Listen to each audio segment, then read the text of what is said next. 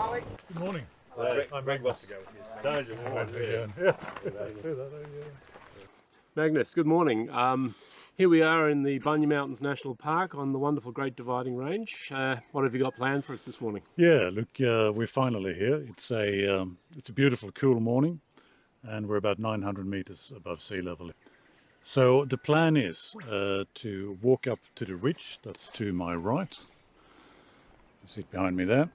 And once we reach that ridge, we're going to follow it to the east about 2 kilometers, 1.5. And when we get to the eastern edge of that ridge, that's the beginning of the Brisbane River catchment. So that's where we want to go to first. Then we'll head down Tree Gully, down towards Cooyar Creek, and we'll go all the way down to the boundary of the national park. It sounds like we're in for a bit of a heavy-duty walk. Yes.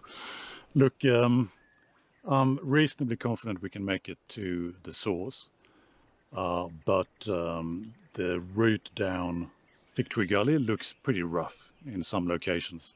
And if there's too much Lantana, we can't get through. If the rainforest is too thick, then we're going to have to turn around. Yep. Shall we try? I think we shall. Matt, could you tell us who you are, Matt? Hi, my name's Matt Ryan. I've grown up in this area, or just below in the foothills of the Bunyas. Yeah. It's a good place to live, we enjoy it. Good family life, and we run cattle and timber business down there. My family's been here for, I'm 5th generation here, so yeah, we enjoy it here and we love the lifestyle. Excellent. But you've never been to the three-way catchment points? No, never, only heard about it, never been here, so pretty excited today to check it out, yeah.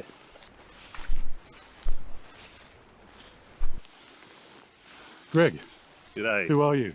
Greg Ryan, yeah, live up at Cooyar Creek. Yeah. Never been to the top of the mountain? No, I haven't been. Do you think we'll make it today? Yeah, no worries. Yeah. All right, good. We need lots of optimism.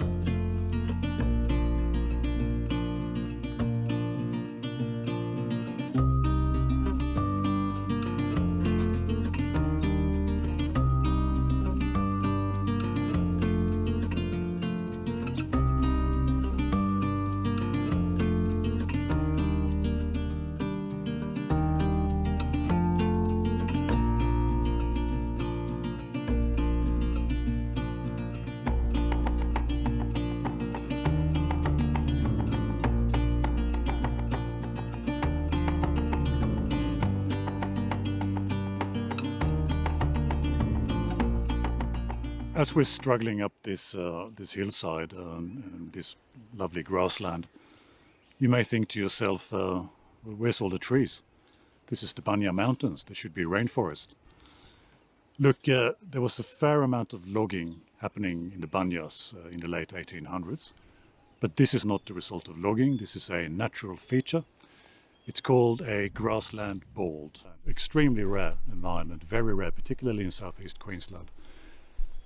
Biggest threat to this environment is the rainforest encroaching on the grassland, and the Bunya people's Aboriginal rangers, they undertake regular burns to keep that vegetation back. All right, we're working our way through this young vine forest. I think this has been probably used to be grassland. That was recently invaded because it's quite young growth, which makes it very thick. But I picked this thing up from the ground. Piece of volcanic rock.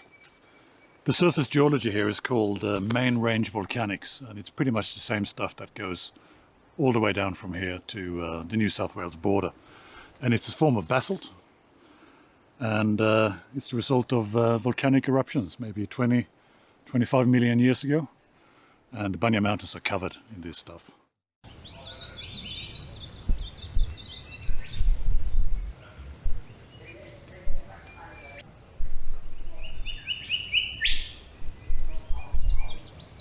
So we've come across the infamous Queensland Gympie, which is the nettle tree, which is probably one of the most poisonous plants in the world.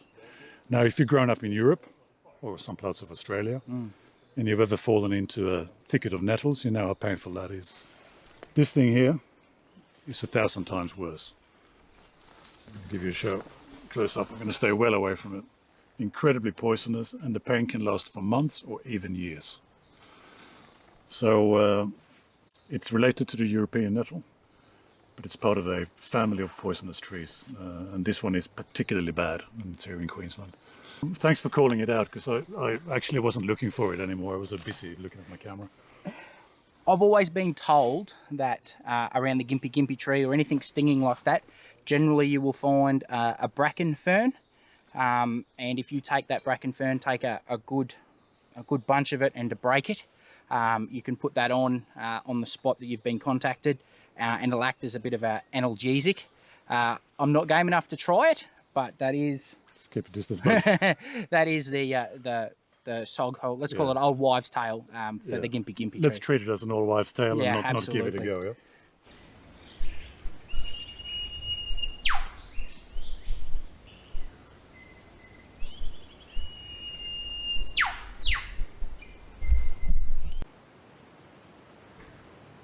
So you probably noticed that the vegetation has changed. We're now in a different type of forest. This is called a medium to large leaved vine forest, and it's the typical sort of rainforest you find in southeast Queensland: Mount Glorious, Mount Nebo, Tambourine. Very high species diversity, and it's just a beautiful environment to walk through. Now the source is about 200 meters in front of me, and I think we'll have this sort of walking all the way, which is great.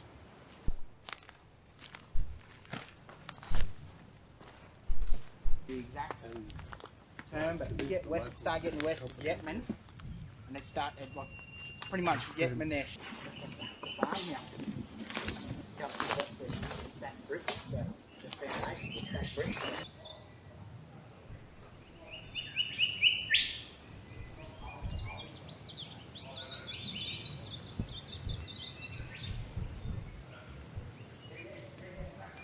This is a low shot, not because we look better from this angle, because I assume we don't.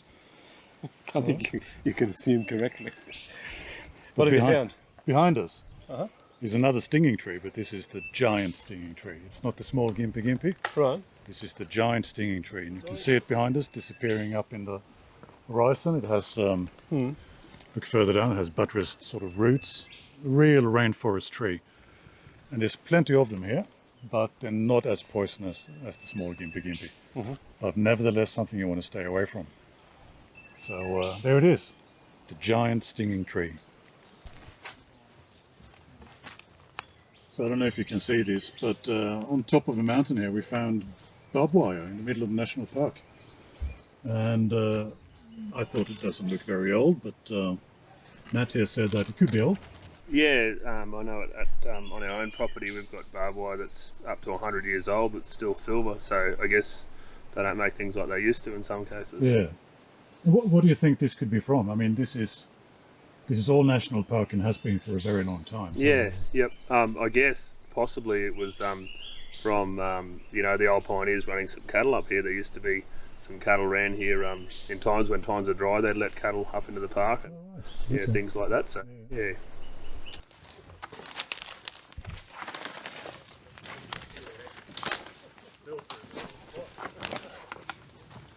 So Ron, Yes, Magnus. I think we have arrived at the spot. I think we've done it. This is the most remote corner of the Brisbane River catchment. And by technical definition, it is therefore the source of Brisbane River. Yes, definitely. This patch of ground, which is also the highest point in the catchment, is nearly 1,000 meters above sea level. So what do we mean by it being the source? Well, if I take my water bottle and I pour a little bit of water on the ground, theoretically, that water will travel down Tree Gully and then into Cooyar Creek and into Brisbane River, and it'll go into into Moreton Bay. If we just walk a little bit over here, if you follow me, we've now walked about 15 meters to the north. Yep. If I pour some water here, where does it go? That way. We're now on the northern side of the ridge, and this is the Burnett Catchment. So this water will go into the Burnett and exit into the ocean by Bundaberg. Let's go back to that spot now and go another 10 meters the other way. All right, so we're now 20 meters away from the Burnett Catchment. I pour some water again on the ground.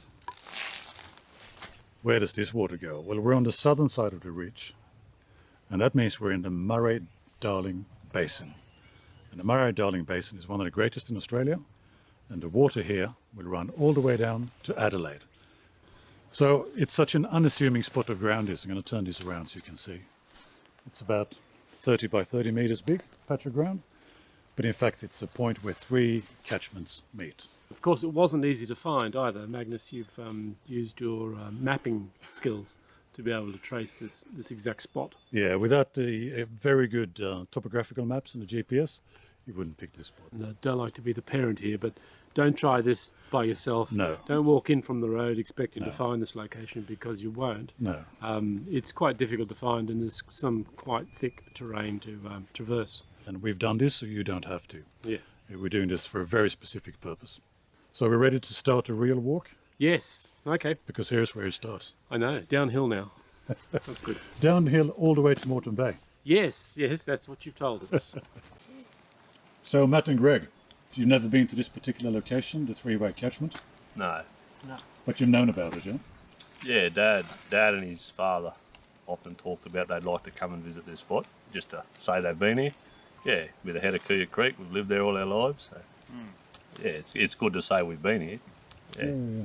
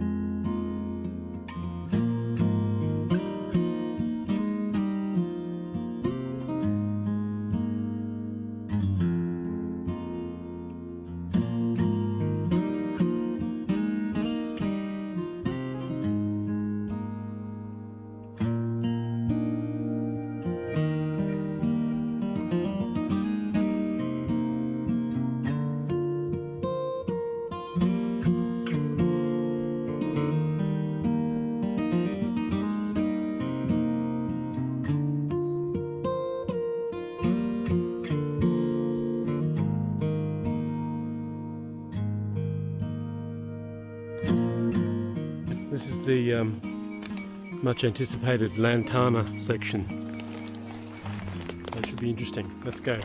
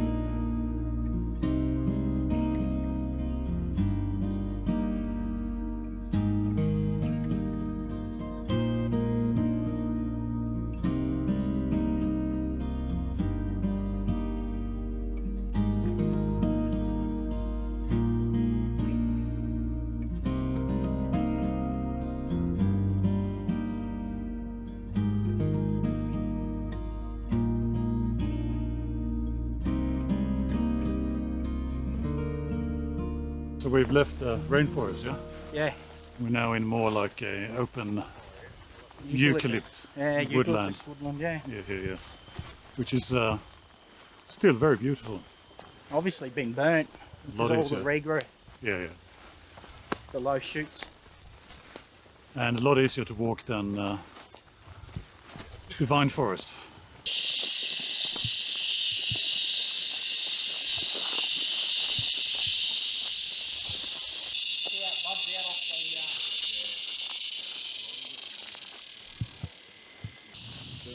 Turn the falls, that's the name.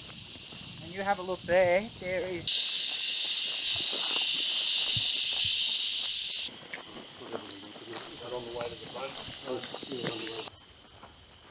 Temperature is increasing as we're walking down the mountain.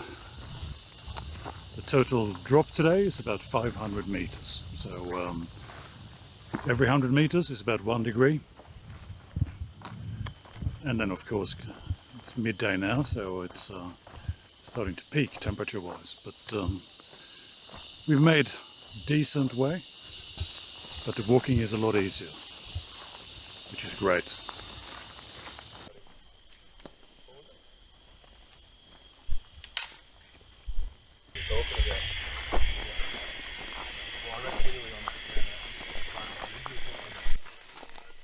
Oh, you're pretty bloody steep, really. And low, like, might be best skirting around it. There we go. I know it is forest country around this little piece. Yeah. Going all that.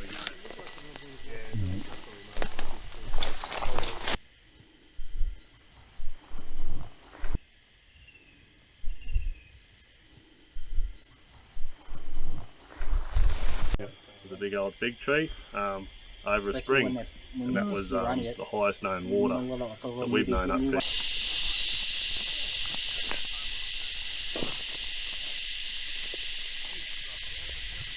This is a well. Yeah. We think probably dug by the early pioneers to water their stock, and it'd be the first man-made water in the Cooyar Creek catchment.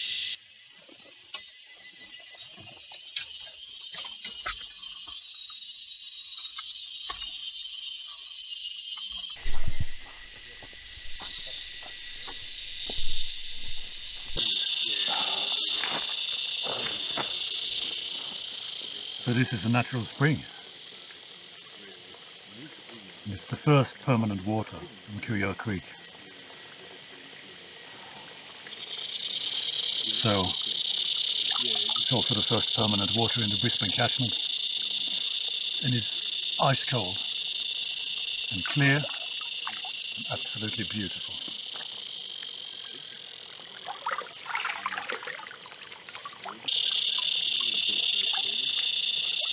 Oh, that's so good.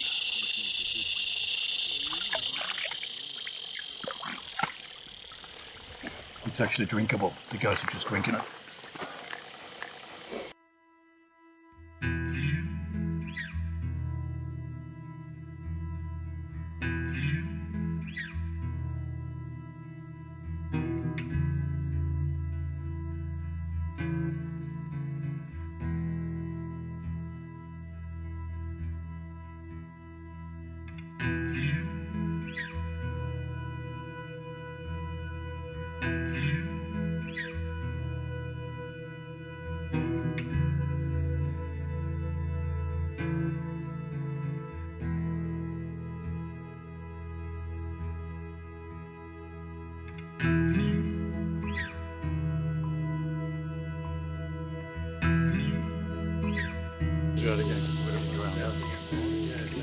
If you haven't walked through Eucalypt forest midday and heard the cicadas for full blast,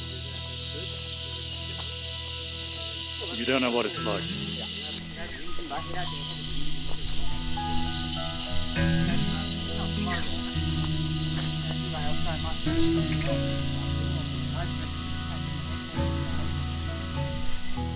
So we're coming to the end of the national park, a few 100 meters ahead. And the last hour has been pretty easy walking. There's a fire track just here, which is very inaccessible, but once you're on it, you're on it. Sound of the cicadas, deafening in this sort of eucalypt forest. And it's quite hot, but not as hot as it could have been, so overall I think we've had a really nice day's walk. Matt and Greg joining us. It's been fantastic. Those guys really know their way around here. Now, as we are getting to the end of this walk, I know many of you will probably say, well, what about the rich Aboriginal history of the Bunya Mountains? The Bunya Pines and the huge Bunya gatherings that Aboriginals used to hold up here that drew people from hundreds of kilometres around. Look, there's an incredibly rich history, indigenous history in these mountains. I don't feel qualified to talk about it because I'm not Aboriginal myself, and I can only convey what I've read. So I would encourage everyone to, there's some really good books on the subject. You can just look it up online. But when you come to the Bunyas, which you should, before you come here, look up Bunya Mountains Aboriginal history and you will be amazed. It's incredible, and it's still ongoing with the Bunya Mountains, the Bunya people's Aboriginal rangers looking after these hills behind me. Alright, so we've arrived at the end of the national park. This is the boundary behind me, and that's private land on the other side. And we can access that land because we talked to the landowner. So it's been a fantastic walk. Thank you, Greg and Matt, for joining us. It's been absolutely invaluable in showing us around, knowing the land, the landmarks. Just one final thought. Don't do this yourselves.